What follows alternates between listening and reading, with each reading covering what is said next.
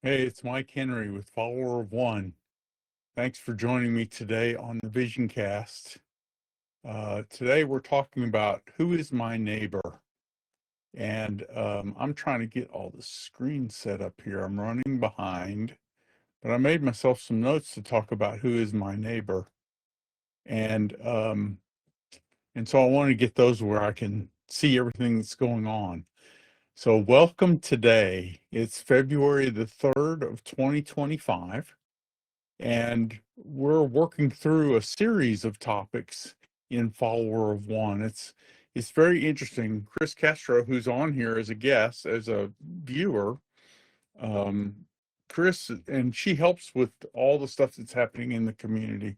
She's our community manager, and she's put together a strategy for this whole year to help us to think and progress on a process growing as a Christ follower. And so we put together these live streams to talk about the vision of the community and also to help people to grasp a vision, if you will, of their own marketplace ministry. What will it take to help you become a marketplace minister?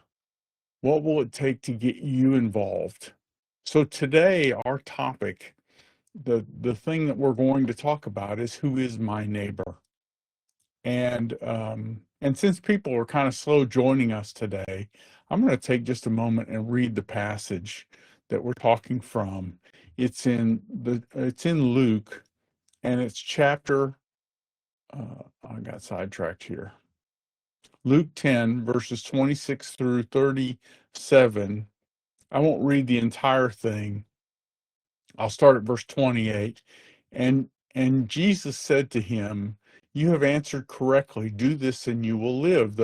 If you remember this rich, or not rich young ruler, but this young lawyer came to Jesus and said, "What is written in the law? How does it read?" I'm sorry, I'm hurrying. In verse 25, it says, "A lawyer stood up and put Jesus to the test, saying, what shall I do to inherit eternal life?" And Jesus asked him back. He said, what does the law say? What's in the Bible? What does the Old Testament say about this? And he said, "Love the Lord your God with all your heart, your soul, your strength, and your mind, and love your neighbor as yourself." And he said to him, "You have answered correctly. Go do this and you will live." And this man famously asked this question, "Who then is my neighbor?" Who is my neighbor? And so Jesus replies and tells him the story of the Good Samaritan. Now, the story of the Good Samaritan is an interesting story because it flips the perspective on us. Here, the man is asking, "Who should I be served? Who should I be loving?"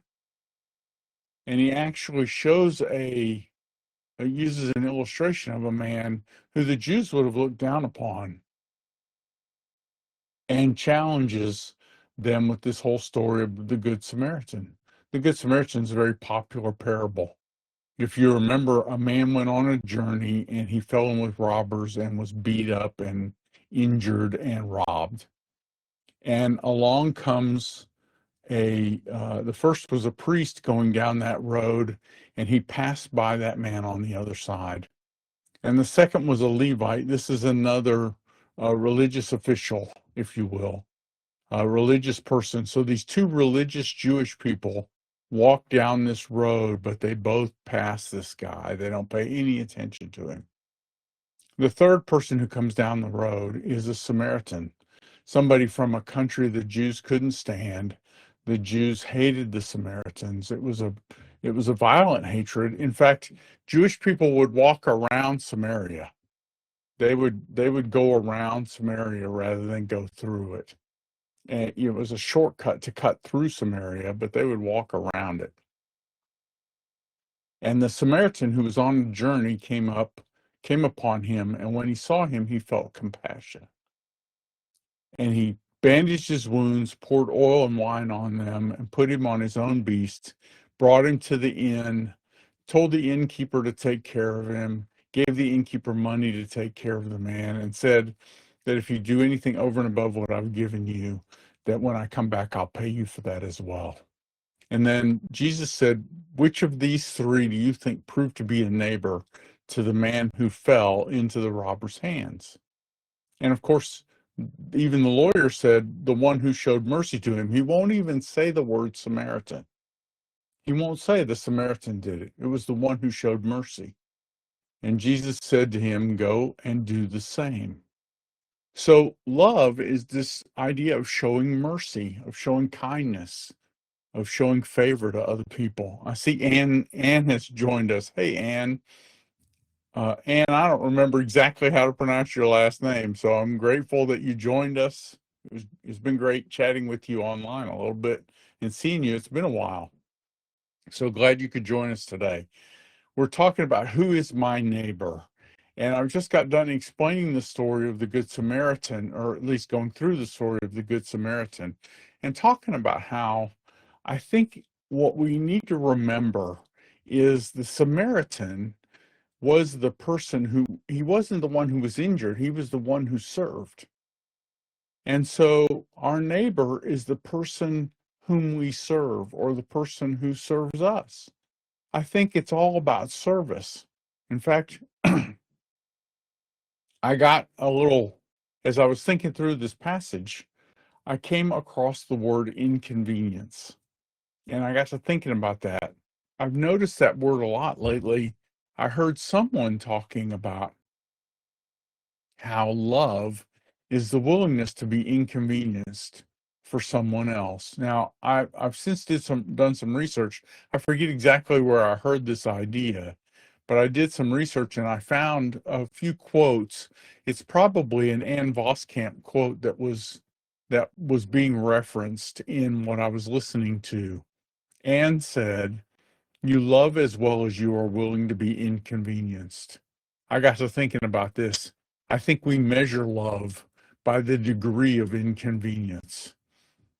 Mark Batterson said, one way to show someone you love them is simply go out of your way for them. It's the gift of inconvenience. And A.W. Tozer is another quote that I found. A.W. Tozer said, every advance we make for God and for his cause must be made at our inconvenience. If it does not inconvenience us at all, there is no cross in it. This whole idea of being willing to be inconvenienced for someone else, when I'm willing to be inconvenienced for another person, they become my neighbor. And so we, in a way, we associate neighborness, I'm inventing words. We associate their status as a neighbor with our willing to be inconvenienced for them. And I think about that with my family and with people that I love, people that I'm involved with, people in the online community and follower of one. Love is measured by inconvenience. And so what inconveniences are we willing to endure because we are loving others the way Christ would love us, the way we would love ourselves? I think that's the calling that we have as Christ followers. And I think about how this all comes back to like Mark 10:45. For even the Son of Man did not come to be served, but to serve.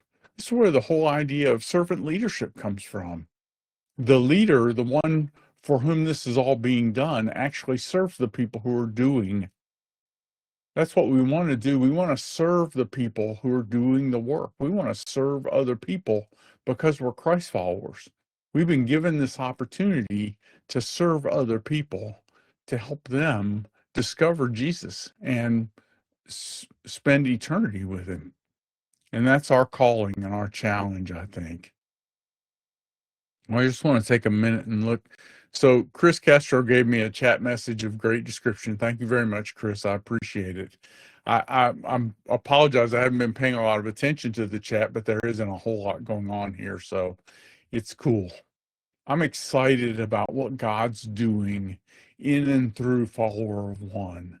We get the opportunity every day to choose to serve other people, to be willing to be inconvenienced, to stop judging the effort that something is going to take by how it is or isn't something we wanted to do. This is extremely convicting for me because I'm a judge. I'm quick to judge.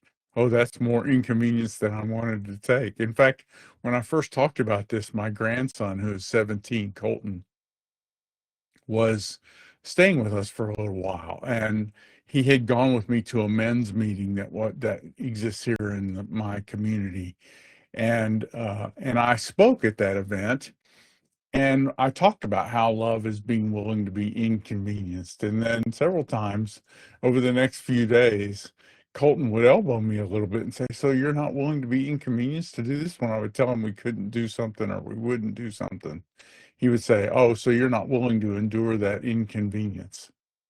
And, but it was really great because God brings this to mind when I'm measuring my own degree of being put out. Then I miss out on the blessing that comes because I'm quick to love other people. I'm quick to be inconvenienced. We are all called to love our neighbor as ourselves. And our neighbors are all those people that we interact with every day. Maybe you even interact with them virtually. That's part of what the big experiment of Follower One is that we do everything online. Maybe you interact with people in person. Maybe people serve you in certain ways. I get convicted about the fact that there are a lot of people who serve me and I don't pay a lot of attention to them. I need to make myself pay more attention to the people who serve us, who pick up the trash and who pick up the mail, the people who work for us in different roles and doing things, people who serve us food or cook food. Today, I went for coffee at a Panera Bread, and I'm a regular there, but I didn't know hardly anybody on the shift today. And I was in a hurry, and so I didn't get to know them. I'm going to have to spend some more time up there and learn some new names and memorize some new names because I want to appreciate the people who serve me. And I think that's what we're all called to do as believers as well. So early February Vision Cast. We didn't have a lot of people today, but we had Ann and Chris on here. Thank you so much for joining. Thanks so much for listening live to this.